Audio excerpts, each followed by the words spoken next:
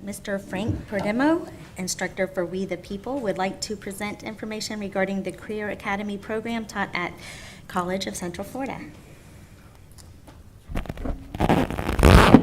Good evening once again, school board members. I'm going to introduce Mr. Perdomo, but first I want to say I'm very proud of our CTE programs, and I'm extremely proud of Ms. Holly Cunningham. Holly, I believe, correct me if I'm wrong, Holly, but I believe you are the first teacher of the year, Marion County Teacher of the Year, coming from a CTE classroom, so couldn't be prouder about that. Okay, so Frank Perdomo. Mr. Perdomo teaches at the Career Academy out at College of Central Florida, and if you're not familiar with that, this program started back in the year 2000 at Bellevue High School underneath Jim Yancey. It allows our students, all of the courses are offered and they're taken out at CF. It allows our students to work toward an AS degree, an AA degree. They get nationally recognized certification right there on the college campus. Around 2005, 2006, when I first got to MTI, the Career Academy moved from Bellevue High School to Marion Technical Institute, and it was at that year that I hired Frank Perdomo. Frank was a first-year teacher then, and I'll brag a little bit about Frank. He has taken that program, and you're going to hear about We the People curriculum. At the time, We the People was isolated to just the Career Academy. Now it is. There are competitions in elementary school, our middle schools have it, and all of our high school programs have it as well. So I think you're going to enjoy this presentation. Mr. Frank Perdomo. Thank you.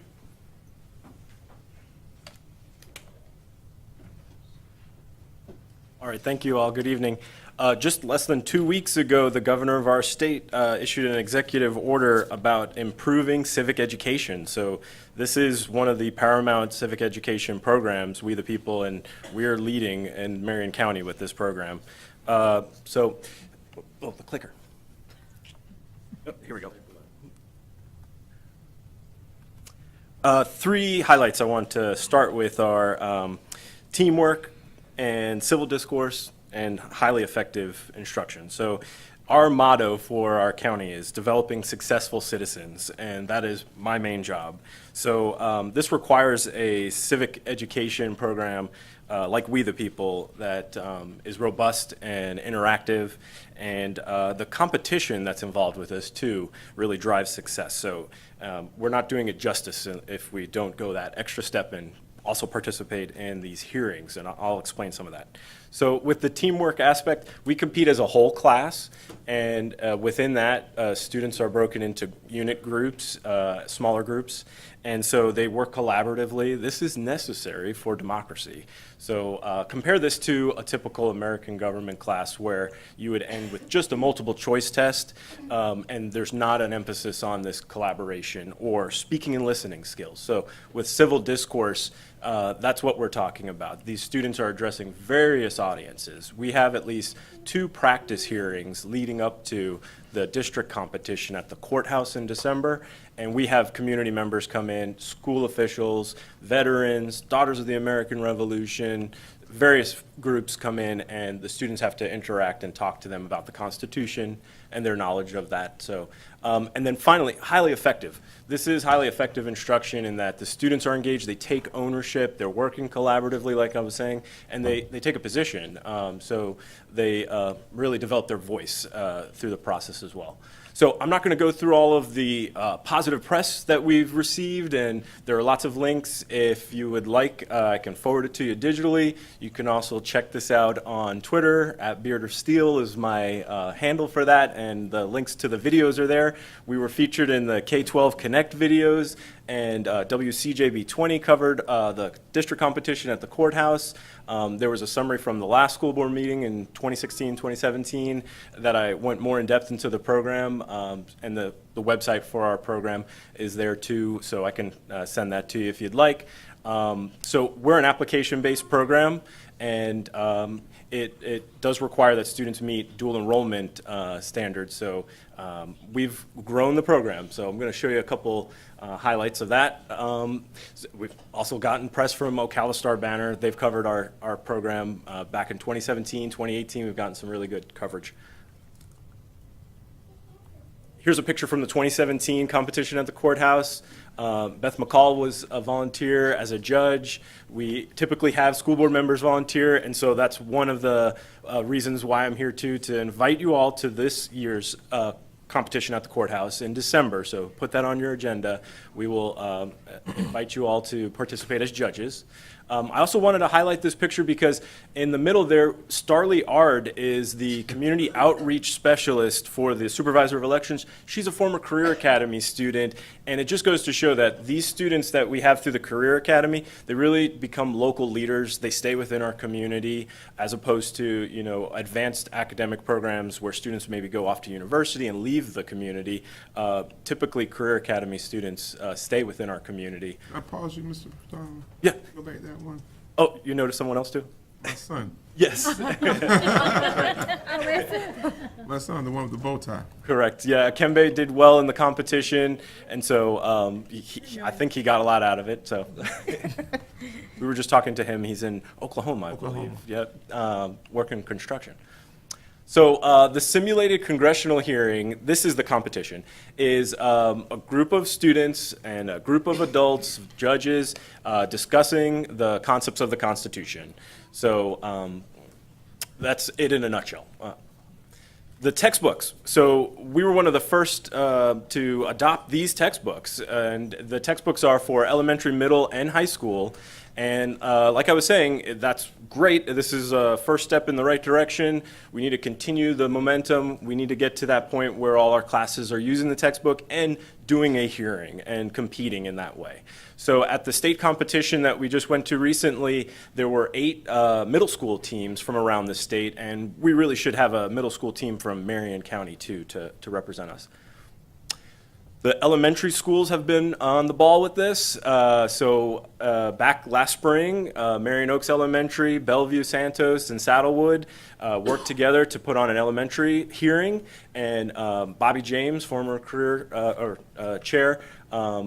board member, was also involved in the We the People program, and he's been great in volunteering. We expect board members to be involved. So.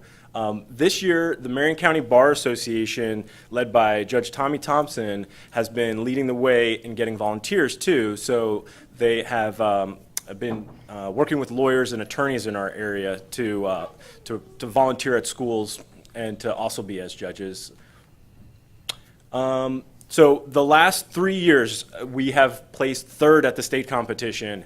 And the first year that I took over in 2017, we went to Barry University in Orlando. We competed against some top schools in the state.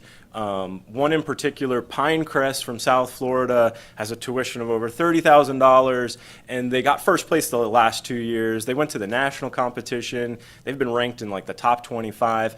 But this year, and this was 2018, this year, there was an upset, so we've been making headway. They did not come in first. There was a magnet program from Miami that did get first place, but one of our groups was honored with the best unit for Unit 3, and Unit 3 was led by Sindel, who's here with us today. Sindel's our class president. She plays volleyball for Bellevue, and she's a firefighter too. She's in the firefighter program. So this was a unique class that went on to the state competition. They were mostly first responders. This was first for our group for that, fire, EMT, and they did really well. So we're hoping to still advance even more than 3rd place. So we also do economics and financial literacy. I want to give a shout out to that part of our program. It's not just civics. So the second half we focus on economics.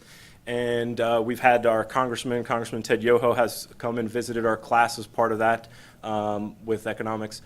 And there are lots of opportunities for teachers to learn more about the program. This past summer, I was a mentor in Tallahassee for teachers, and we have at least a half a dozen teachers that did a training for We the People in Tallahassee. There's a federal grant that was just issued, I guess, for the next 5 years to develop these civics programs nationally. So I've got the link there for that, so we can tap into that as a resource. And finally, I want to thank the Daughters of the American Revolution, specifically the Supervisor of Elections. We got a picture in your packets of some of them. I want to mention them specifically because they have been really involved in our class this year. Elizabeth Coleman, the first Vice Regent, Roberta Aberman, past Regent and current State Literacy Chair, and Rochelle Jarofsky, the current Regent. And I didn't get the picture of the competition that we just went to into the slideshow in time, but you guys have that in your printed packet. So with that being said, if you have any questions or answers, or questions, we're glad to answer them. You'll have the answer. Do you guys have any I questions? just wanted to say thank you so much, Mr. Perdomo, for this program that you have grown. Our goal is to create functional, contributing citizens like Tyndall, is it? No? Sindel. Sindel, I'm sorry. And you're just spot on with everything that you're doing, and you're proving that Marion County Schools does in fact rock, so thank you. Ms. Stacy, I think, did you? I would like to thank you and your passion for this. When a teacher has this kind of passion, the students pick up on it. There's teachers that teach and there's teachers that teach. And so your students in your room, I know with your excitement, it makes them excited. And that's the reason they're doing so well, because you're a leader. When you look behind you and no one's there, doesn't matter if you're the boss, you're not a leader. But you look behind you and you've got students trailing right along behind you, going right with you to the courthouse and all kinds of places to do what they do. And thank you for being a leader in our community. Ms. McCall?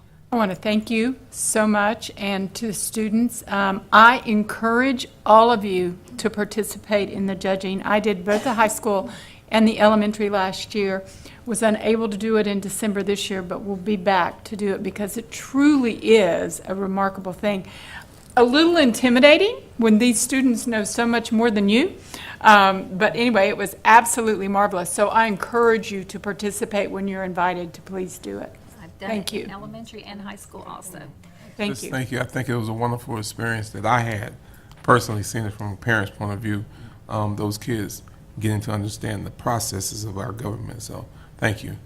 Yeah, I also, it was probably before you, it was with Buddy Oswald, I think when he was running it, but I did judge it for 2 years, and to go into the courthouse, and you're absolutely correct.